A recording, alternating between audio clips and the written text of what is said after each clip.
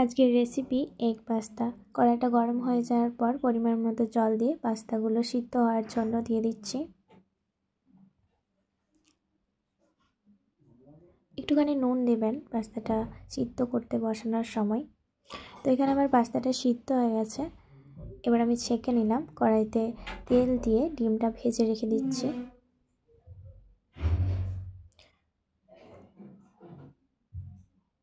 তো দেখুন ডিমটা আমার ভাজা হয়ে গেছে। এবার ডিমটা আমি তুলে নিচ্ছি। কড়াইতে সরষের তেল দিয়ে, আমি এখানে সরষের তেল ইউজ করছি, আপনারা সাদা তেল ইউজ করতে পারেন। তো পেঁয়াজ কুচি দিয়ে দিলাম। পেঁয়াজটা একটুখানি ভেজে নিচ্ছি। দেন আমি কাঁচা লঙ্কা কুচি দিয়ে দিচ্ছি, আদা কুচি, রসুন কুচি দিয়ে আবারও নেড়ে নিচ্ছি।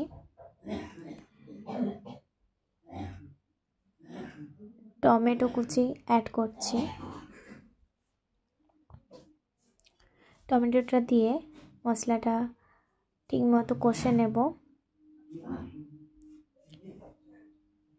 পরিমাণ মতো জিরা গুঁড়ো অ্যাড করছি। আমি অফ স্ক্রিনে হলুদ, নুন আর একটুখানি Kashmiri red chilli powder use করেছিলাম কালার আসার জন্য, আপনারা অ্যাভয়েডও করতে পারেন।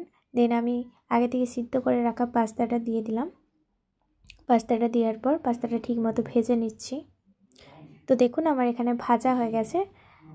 দেন আমি ডিম ভাজাটা অ্যাড করলাম, দিয়ে ঠিকমতো ভেজে নিয়েছি। এরপর টমেটো কেচাপ দিয়ে দিচ্ছি। টমেটো কেচাপটা দিয়ে ওই 2 থেকে 3 মিনিট মতো মিক্স করার পর দেখুন এখানে আমার পাস্তাটা রেডি। আজ এই পর্যন্তই।